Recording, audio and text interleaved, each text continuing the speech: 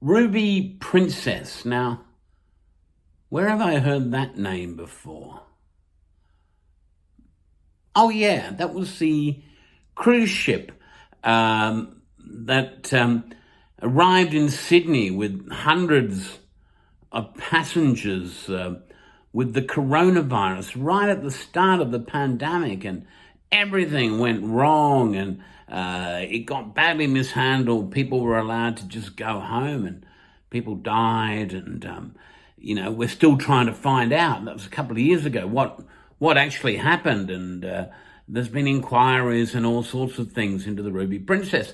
And I speculated at the time that, now, if ever you were going to change the name of the ship, it might be changing the name of the Ruby Princess because of all the luggage, the baggage that it's carrying.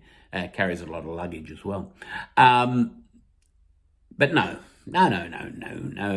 The Ruby Princess is still around there because, lightning never strikes twice. Or does it?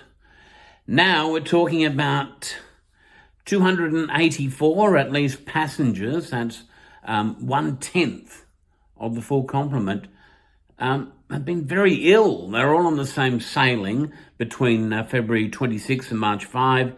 And the Centers for Disease Control in the US is looking into this. The most likely scenario is norovirus, and I can tell you a little bit about norovirus. I had the norovirus when I was on the Mariner of the Seas, and I got quite ill. It without being too indelicate, it strikes at both ends of the body, and I went to see the doctor, and they gave me some pills for the back end and an injection for the front end, which I had in my backside. But anyway, that was to stop the vomiting. And you don't need to know that kind of detail. But anyway, I just thought that was a bit odd. Had the norovirus. I got confined to quarters. That was a Royal Caribbean ship, Mariner of the Seas. They handled it very well. They told me what to do, and they gave me, I think it was a US $200 voucher for future cruises or something to compensate me for the fact that I essentially missed a day of my cruise and I was feeling unwell. I got better and continued the cruise. And it was, in fact, my first cruise that I'd done, real ocean cruise, and this is about 7 or 8 years ago. And since then, I've done another 16. So I think it did not put me off cruising. And I hope that what's happened on the Ruby Princess is not going to put those people off cruising. But I think it's got to reignite a few debates within the industry or conversations within the industry about hygiene on board. I made the comment at the time when I got ill, the washy, which was on Royal Caribbean and also on Norwegian cruise lines, and I suspect on other cruise lines, that you were obliged to use disinfectant on your hands as you went into the buffet. There were people there spraying your hands or making sure that you did it yourself, and it was all very good natured, good hand. In fact, in one cruise I went on, the washy staff even went onto the stage and got a big round of applause in the theatre because they're doing a good job. Now, whether those standards have dropped or whether they're being ignored, I do have concerns about what happens in the toilets. I have concerns about what happens in public toilets everywhere. So many people or so many men, I'm assuming is the same in the women's toilets, don't wash their hands. I mean, you know that it is a place where, you should wash your hands, and yet people don't do it.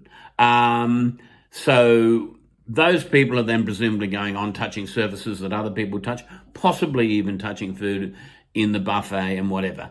And while I don't like it, and someone's going to say it, cruise ships, what do I call them?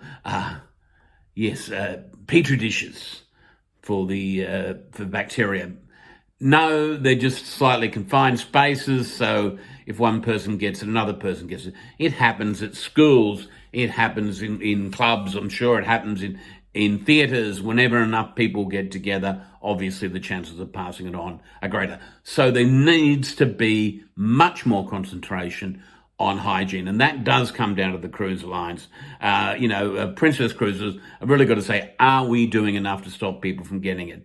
And I know they do the deep clean. They did it on the Mariner when other people, including myself, got norovirus. I'm sure they're doing all that, but they've got to make sure that anyone who touches any surface has recently disinfected themselves, and make it a condition. Make it write it into the contract when you go cruising. And I know, obviously you can't have cameras in the toilets, but maybe you can have dispensers outside the toilets and somebody to watch over.